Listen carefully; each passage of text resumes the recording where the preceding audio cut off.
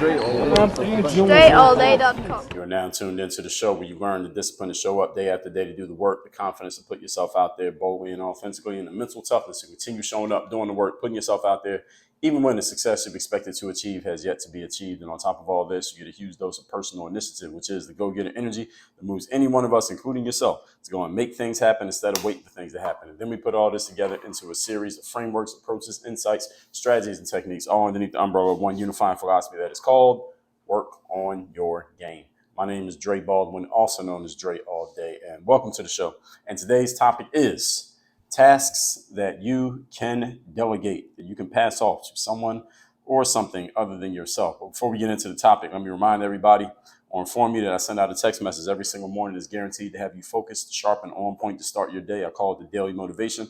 All you got to do to receive this is join my text community. And the only way to do that is by texting me at my number, 305-384-6894. Every day when the Daily Motivation text goes out, everyone who is in my text community receives that message. So all you got to do is join it, and you will be getting the Daily Motivation every single day for free. Secondly, Work on Your Game University. Anyone asking, Dre, do you have anything like courses or any kind of programs, any kind of additional training in addition to what you talk about here on this show? Do you go deeper into these subjects? You talk about what, you give a lot of the what and the wins and all of that here on the show, but what about the actually how to do it, the frameworks and the approaches and the strategies for how to actually do these things? Do you go over any of that anywhere else aside from this show? The answer is yes. All that happens at Work on Your Game University. That's where you get access to all my deeper trainings and frameworks and courses, and the only place that I do any coaching. If you would like to be coached by me, you can get it only in Work on Your Game University. So go to workonyourgameuniversity.com and you can see your options for joining the university. We have different levels for where you can get in. I send out 2 physical mailings every month to everybody who's a member of the university at any level, or you can subscribe just to get those physical mailings every month straight to your physical mailbox. Again, that is all at workonyourgameuniversity.com. So let's get into the topic, which is tasks that you can delegate. First of all, let's define this word delegate. Delegate means to entrust a task or responsibility to another person, typically one who is less senior than oneself. Now, that's what the dictionary says. I'm going to add something into this definition, not to change it, but just to add on that delegation that you can do nowadays is also you can delegate a task to not just a person, but to software or to a code or to some kind of inanimate object, which can be coding, something that's inside of a computer, a electronic device, or something like that. So your delegation is not limited to just human beings. So many of you who are entrepreneurs have heard of this concept of delegation. This may not be the first time you ever heard of delegation. Hopefully it's not the first time you heard of delegation. If it is, then welcome to the subject, but you need to learn as much as you can about delegation. I talked about Delegation 101 for entrepreneurs back in episode 1100. And I also talked about it again, how to delegate work in your business in episode 664. So if you haven't listened to those episodes, go to workonyourgamepodcast.com where you can listen to any episode in the history of the show. So even though many of you have heard of delegation, some of you may have not done much of it, if any at all. So today we're going to talk about some tasks that you may be doing on a consistent basis that are asking for, in exchange for those tasks, your most valuable resource being your time. And maybe, given what I'm going to share here today, you can start delegating those tasks to anything outside of yourself so you can take your time back. Understand that delegation does not necessarily require other humans. As I said, sometimes you can delegate tasks to software or a computer program. So hear these with an open mind today and think about how you could possibly buy yourself some extra time by delegating any duplicatable, repeatable, teachable tasks. And again, I want you to think about this not with the idea in the front of your mind that you don't have money so that you can't delegate anything. All right, don't look at it that way, because if you're looking at it that way, then again, we go back to the circular reason that we talked about over the last 8 episodes of this show. We talked about the false money beliefs that you have that are keeping you broke. If you go into any situation already predetermined that you cannot do what is about to be presented to you because of X, therefore you can't do Y, then you'll always come up with a good reason. All right. Once you have convinced yourself of anything that you can't do, your subconscious mind will just continually deliver you more and more reasons why you can't do it, no matter what logical explanations or answers people give to your objections. So I want you to come into this episode with an open mind of how could I do this rather than why I can't do it. Got it? Point number one. Topic once again is tasks that you can delegate. Number one, everything that is not driving the money. Every task in your business that is not driving the actual generation of money, you could possibly delegate. I'm not saying that you have to delegate it. I'm not even necessarily saying that you should delegate it. What I'm saying is, as I just said a minute ago, approach these with an open mind of, what if I did delegate that task? What if I did delegate this thing that is not directly related to driving the money in my business? I do it. I'm good at it. I like doing it, but it's not driving the money. So maybe I could delegate this. What if I delegated it? What would it look like? How would that go? Who could do it? What could do it? How would I pass this off? How would I check on it to make sure it's still getting done? These are the questions you should be asking yourself. All the tasks you do in your business that are not directly related to driving the bringing in of money, you do not necessarily have to be doing. And depending on the level that you are at in your business, or the level that your business is at, let's put it that way, or the stage that your business is at in terms of your growth and as far as how far you want to take your business, these can morph from you could not do that to maybe you don't want to do it to you should not do it to you absolutely can't be doing this, depending on what level you want to take your business to and where you see your business going. Now, if you want to have a big business with a whole bunch of people working for you and you got a lot of transactions happening every second, then it gets to a point when you absolutely must delegate damn near everything other than the big picture items of what's happening in your business. This is where you get to working on your business instead of working in your business. So you think of the person who runs Amazon, or you think of Jeff Bezos at Amazon. I don't know what his actual title is now because he gave up the CEO role last I heard, but he can't be putting items into packages and sealing the envelopes and putting them in the truck. All right. To get the business to that size, he has to work on bigger, higher level tasks. He has to delegate those tasks to other people or other things. Amazon actually has a couple 100,000 robots literally working for them right now. So for you just got to think about this. What could possibly be delegated? Even though you may not be able to delegate all these things just yet, they should all be on a list of things that you would delegate as soon as you have the opportunity and the resources to do so.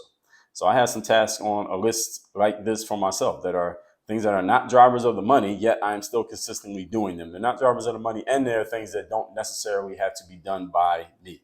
So this show, for example, is something that is not a direct driver of the money, but this is something that has to be done by me because it's my voice and what I'm saying here on the show is what makes the show the show. So this is not something that I would delegate, but there are other things that I could possibly delegate. If I need to get a certain number of leads put into the CRM every day or every week, I don't have to do that. That can be passed off to someone else. And as artificial intelligence technology improves, eventually some software could do that rather than even a human being doing it. So these are the things that, again, you should be thinking about, even if you are not able to actively do them right now. Maybe technology can't do it for you yet.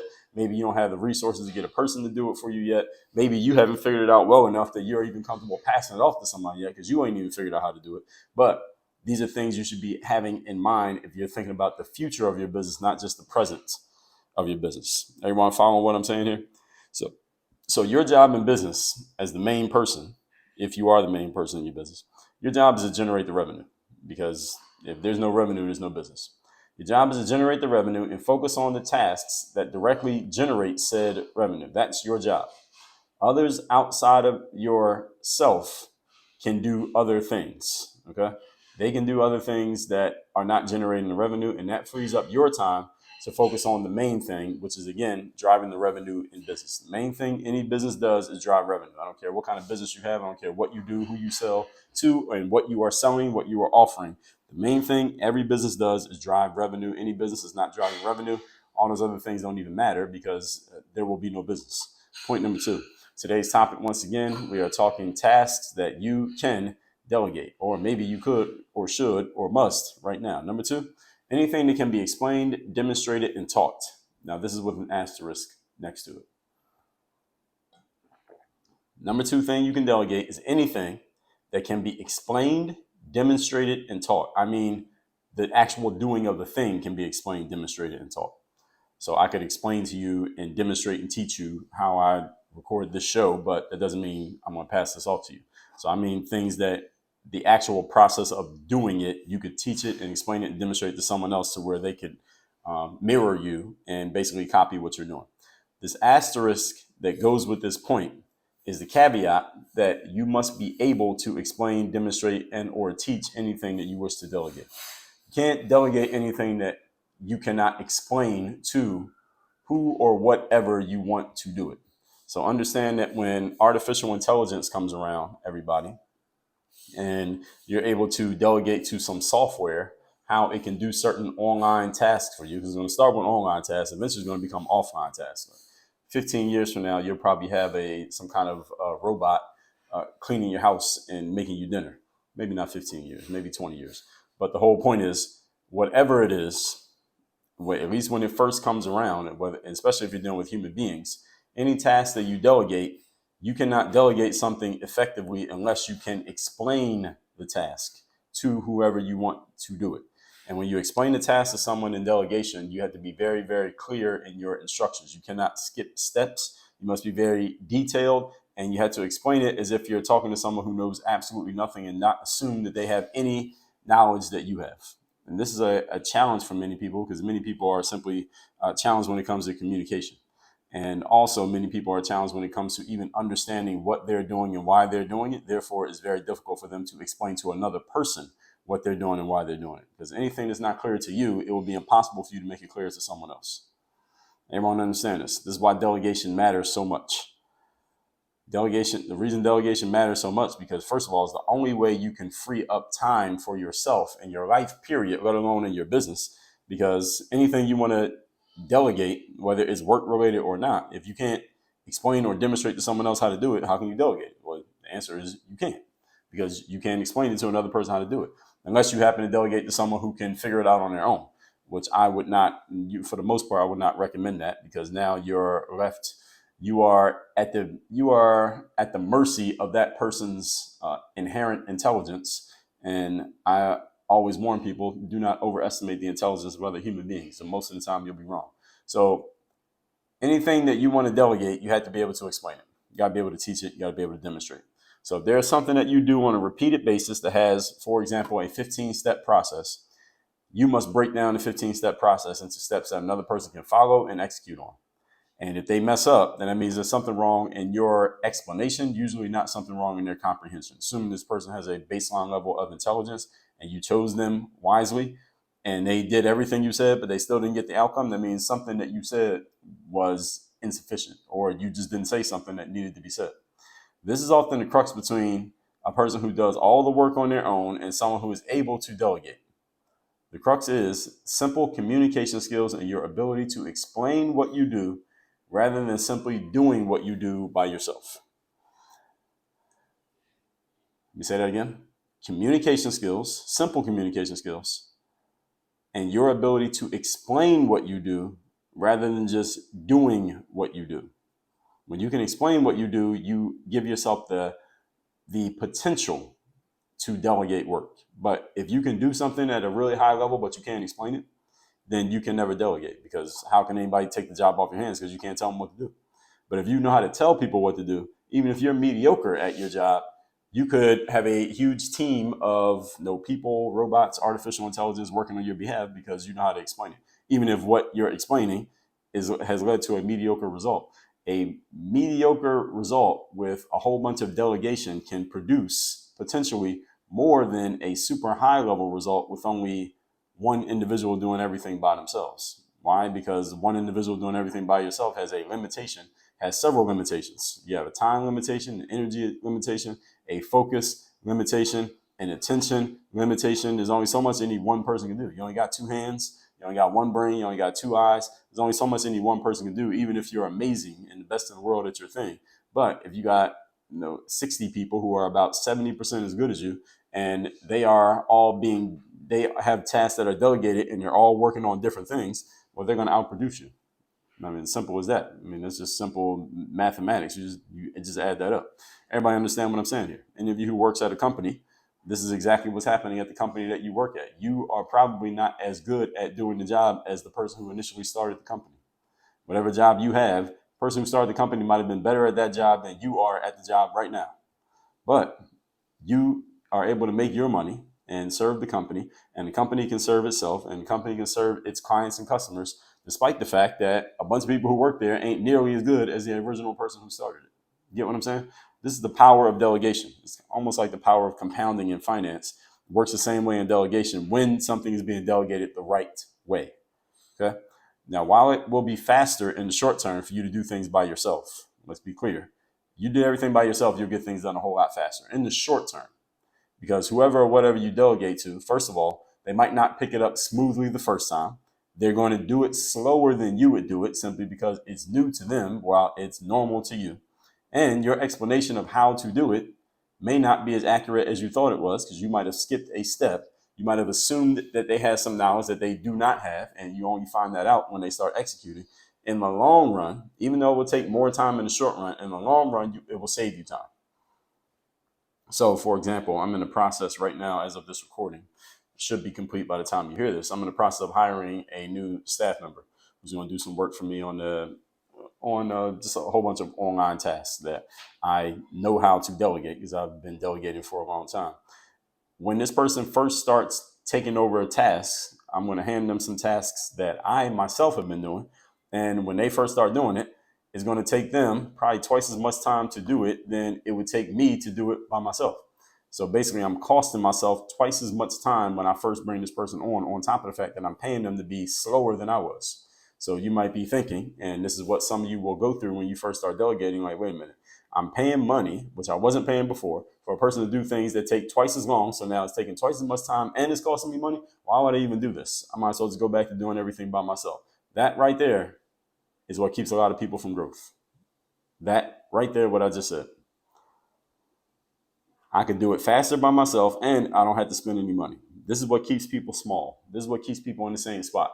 Trying to do everything by yourself, or even successfully doing everything by yourself simply because you don't want to do the work of delegation and passing tasks off to other people. The patience of allowing someone to understand the job so that they can do your task in your place, even if they never get to 100% of your skill. I know anybody who I hire is probably not going to do any task in my work better than me.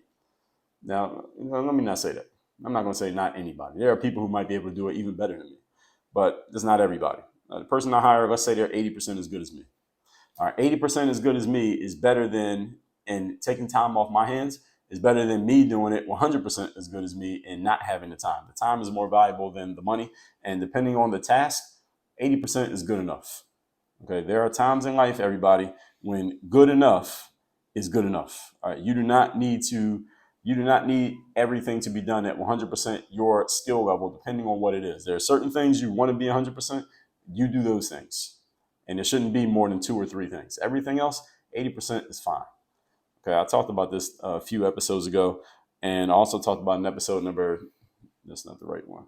I also talked about in episode number 2177, when good enough is good enough. Okay. So in the long run, this will save you a ton of time. It will actually give you more time back. So now you can focus more on what? Your main task, which is what? The driving of the revenue. So the investment of time that you make into explaining and demonstrating and teaching, delegating in other words, will save you time in the long run, even though in the short run it will cost you.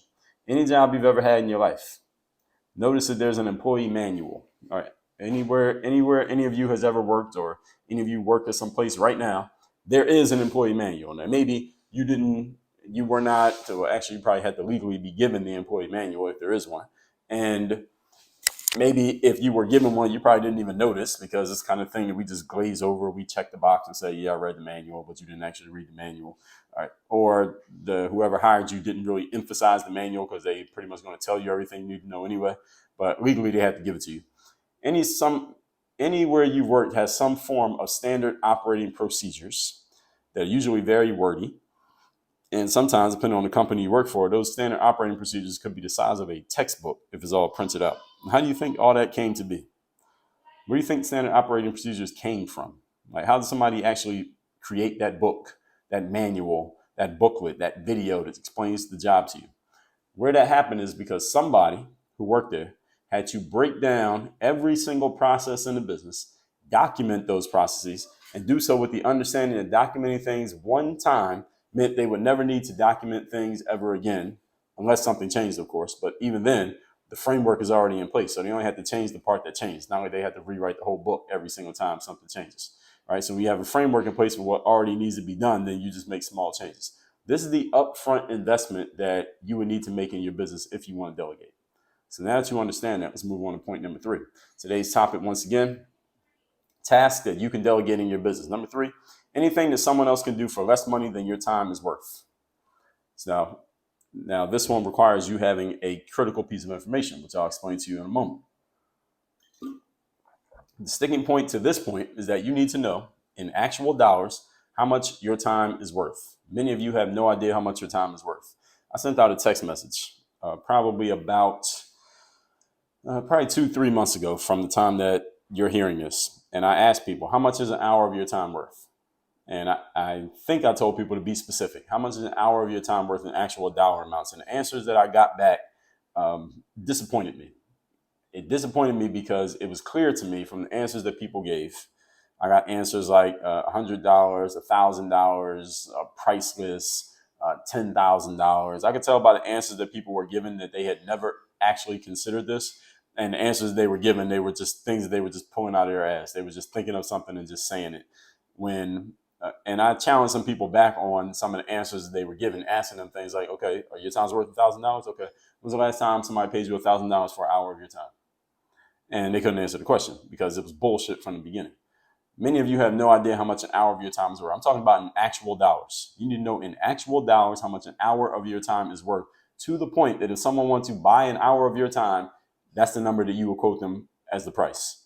Not a wish of what you wish your time is worth, which is not priceless. None of your times is priceless. That's nonsense. Sounds good, but it's bullshit. How much is an hour of your time? How are you going to say an hour of your time is priceless when you work at a job that pays you $80,000 a year? That's not priceless. $80,000 is not priceless. So no, cut that nonsense. Actually do the math. Look at how much time you work.